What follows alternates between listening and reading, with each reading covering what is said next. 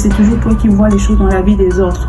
Donc toi-même aussi, donc c'est toujours toi qui vois les choses dans la vie des autres, mais servir Dieu, c'est une bonne chose. Aspirer à être un chrétien, une chrétienne spirituelle, c'est une bonne chose. Mais toutes ces choses-là, nous devons le faire en nous appuyant, en prenant la parole de Dieu faite comme appui. On ne doit pas chercher à aller, voilà, au-delà de mesure, voilà, à fuiner un peu partout, comme le frère Sylvain pouvait le dire, sans aller au-delà des mesures, des frontières. Eh, Seigneur, au-delà de la frontière. Oui, c'est ça, au-delà de la frontière.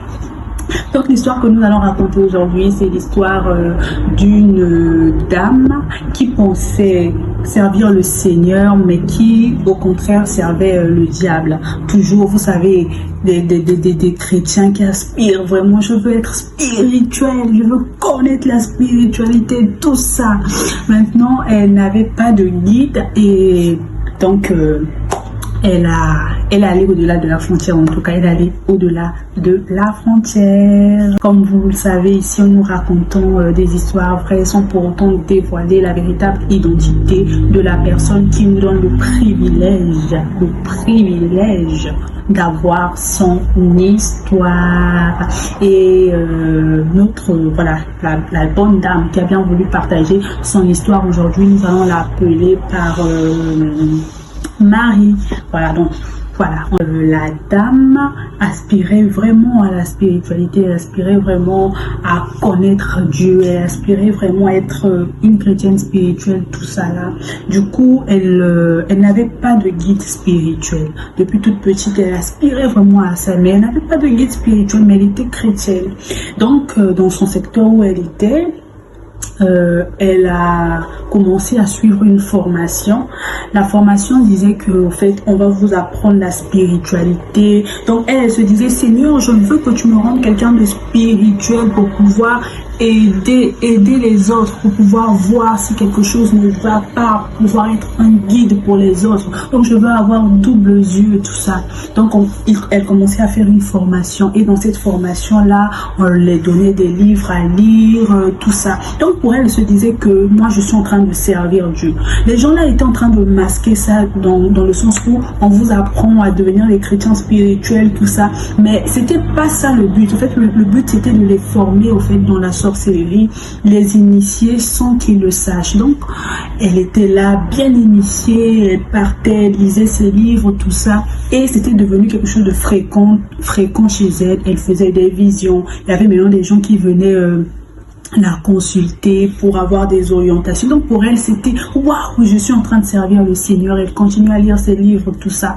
Et à un moment, elle avait fini sa formation. Donc les gens continuaient toujours à la solliciter pour qu'elle puisse montrer des choses, pour qu'elle puisse être un guide, tout ça là, tout ça là.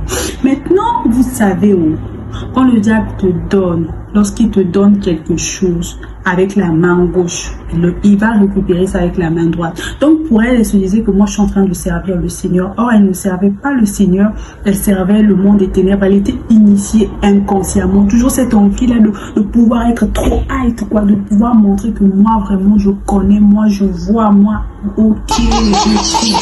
Donc du coup, comme le diable récupère lorsqu'il donne, elle commençait à vivre vraiment la dépression. Le don que le Seigneur donne, lorsque le Seigneur te donne un don spirituel, ce don-là ne peut pas s'en suivre avec, comment on appelle ça, la dépression, la tristesse, la colère. Donc, au fait, lorsque le Seigneur te donne quelque chose, la Bible dit que la bénédiction de l'Éternel enrichit et ne s'ensuit aucun chagrin. Le Seigneur ne peut pas te donner quelque chose pour ensuite te tourmenter avec la chose. Donc, elle était animée maintenant d'un esprit de tristesse, esprit de dépression, esprit de mort. Elle allait mal. Et lorsque tu sers le diable avec les dons spirituels comme ça, rien n'avance dans ta vie, hein. Rien n'avance dans ta vie, mais c'est toujours toi qui vois les choses dans la vie des autres. Alors, elle dit que le jour de son anniversaire, elle était tellement oppressée qu'elle voulait se suicider.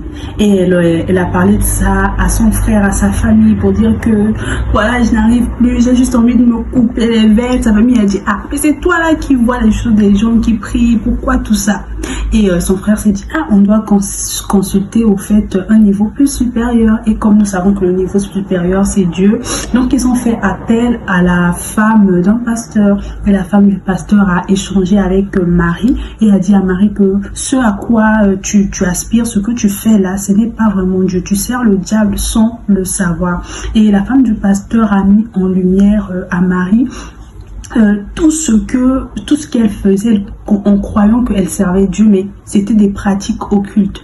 Et Marie a dit que voilà, j'étais un peu brisée lorsque j'ai appris cela, mais je voulais vraiment être délivrée de cette oppression. Et qu'est-ce qui s'est passé? La femme du pasteur a fait la prière du salut avec Marie et Marie a accepté de recevoir le Seigneur Jésus. Mais ce n'était pas facile comme elle le dit, parce qu'elle était de plus en plus oppressée. Donc comme vous le savez, tu peux pas accepter, le diable ne va pas accepter que tu quittes les ténèbres et que tu ailles directement dans la lumière, comme ça il va t'oppresser, tout ça. Il y avait beaucoup d'oppression, mais au fur et à mesure, par des prières, dans la présence du Seigneur, donc oh my God, oh Jésus, donc par ces activités spirituelles, elle est complètement délivrée. Donc aujourd'hui, elle sert le véritable Dieu. Donc nous allons passer à la morale de l'histoire de Marie.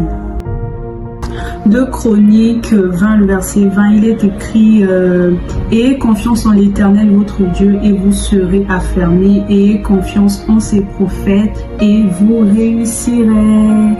Qu'est-ce que l'histoire de Marie nous apprend?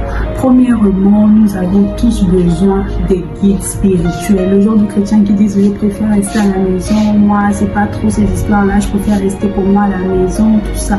On a besoin d'un guide spirituel. Si tu aspires à Dieu, tu dois avoir un guide spirituel. On a tous besoin d'un père spirituel, d'une personne pour nous épauler. Les histoires de solitude, rester dans notre coin là, ça peut nous créer vraiment beaucoup de problèmes, surtout dans cette génération où il y a des prédications partout, surtout sur Internet. Surtout sur Internet, si tu n'as pas de guide spirituel, tu risques de croire à n'importe quoi. Nous avons besoin d'être guidés.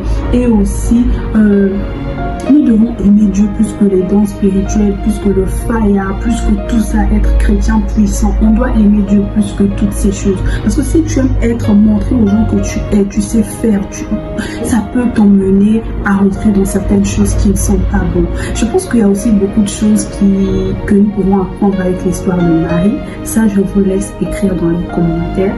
Donc, c'est un peu ça. Mais ce qui est sûr, c'est que on a besoin de guides spirituels, des vrais. Et nous devons aimer Dieu plus que les dons spirituels. Jésus même dit, heureux ceux qui ont cru sans avoir vu. Aimons Dieu plus que toutes ces choses. Et je crois que l'histoire de Marie nous a édifiés. Désormais, face à toutes ces choses à quoi nous aspirons, nous devons écouter le témoignage des autres, apprendre à connaître Dieu d'abord par sa parole et laisser cette parole-là prendre vie en nous, prendre chair en nous. Merci d'avoir suivi cet épisode. On se retrouve pour un autre épisode.